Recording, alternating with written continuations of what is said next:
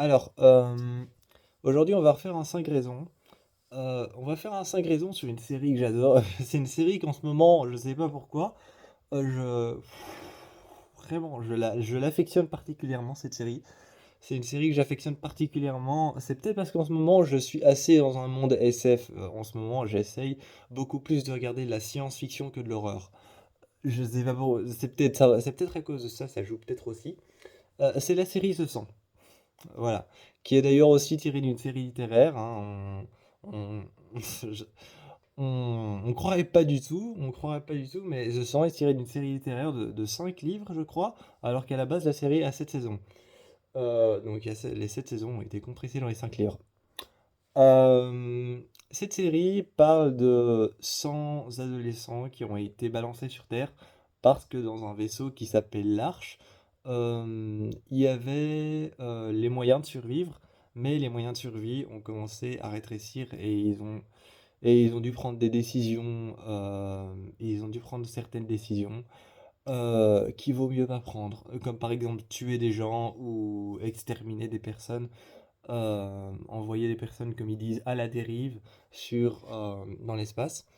Et l'une des décisions qu'ils ont prises pour pouvoir continuer à vivre dans ce vaisseau, c'est d'envoyer 100 adolescents qui ont un casier judiciaire, enfin un casier judiciaire, quelque chose comme ça, qui, qui ont fait tous quelque chose, et de les envoyer sur Terre. Sur Terre, ils découvrent qu'ils sont pas tout seuls, qu'il y a plusieurs clans qui existent déjà sur Terre. Ce clan, au début, il n'y en a qu'un seul dans les premières saisons. Ce clan s'appelle les Natifs. Et puis après, il y a d'autres clans qui apparaissent. Il y a d'autres clans qui apparaissent petit à petit. Et le but, ça va c'est un petit peu un Game of Thrones version. C'est un petit peu un Game of Thrones science-fiction. Le truc, c'est ils vont devoir se battre, pas pour un trône, mais pour la terre entière. Ils vont devoir se battre, pas pour avoir un trône, mais pour avoir en fait la terre et la reconquérir. Surtout, ils vont pas se battre pour la reconquérir, mais pour savoir comment est-ce que tout ça s'est arrivé. Comment est-ce que l'apocalypse est arrivé? Parce qu'ils sont balancés en apocalypse sur Terre. Donc les moyens de survie seront compliqués, ils vont devoir s'adapter. Ils vont devoir s'adapter, se battre avec certains clans, faire des alliances et tout ça. Donc, mes 5 pourquoi regarder cette série.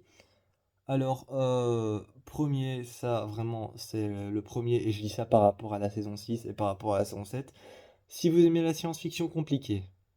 Le deuxième, euh, le deuxième, vraiment, si vous aimez la science-fiction, mais là je parle d'une science-fiction que moi j'affectionne particulièrement. Si vous aimez la science-fiction qui se passe sur Terre, donc bon, la science-fiction sur Terre, hein, si vous aimez ce genre de science-fiction, c'est aussi un pourquoi regarder cette série, parce que c'est une science-fiction qui se passe sur Terre. Euh, oui, parce que j'ai toujours trouvé que la science-fiction qui se passe dans un grand vaisseau naval en plein milieu de l'espace, c'est beaucoup trop facile à faire. C'est beaucoup trop facile à faire. Je sais que les fans de Star Wars vont me détester pour ça. Euh, un troisième, euh, un troisième, pourquoi regarder cette série?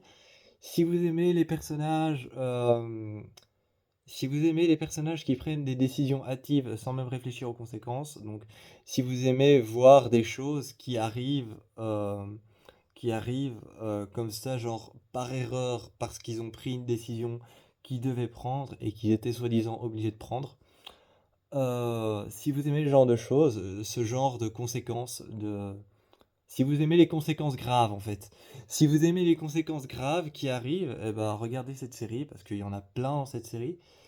Si vous aimez la science-fiction, si vous aimez la science-fiction de base, parce que les premières saisons n'ont pas vraiment de lien scientifique, n'ont pas vraiment de science-fiction, je dirais. On est plus en train de se battre sur un monde en post-apocalypse. Si vous aimez le post-apocalypse, donc voilà, si vous aimez tout ce qui est post-apocalypse, tout ce qui est post-apocalyptique, vraiment cette série est faite pour vous. Euh, et le dernier, j'ai l'impression d'en avoir dit 6. Le dernier, c'est si vous aimez tout ce qui est roi, reine, commandant, commandante, Si vous aimez tout ce qui est roi, reine, commandant, commandante, et peut-être à la fin si vous aimez, les histoires de démons. Si vous aimez les histoires de démons, ça je vous dis pas pourquoi, mais à la fin, il y a une histoire de démons. Donc voilà, mais si vous aimez tout ce qui est roi, reine et qui parle de royauté et de commandant, de personnes qui dirigent, cette série est faite pour vous. Parce que c'est un mélange de ça avec un mélange de post-apocalypse. Voilà.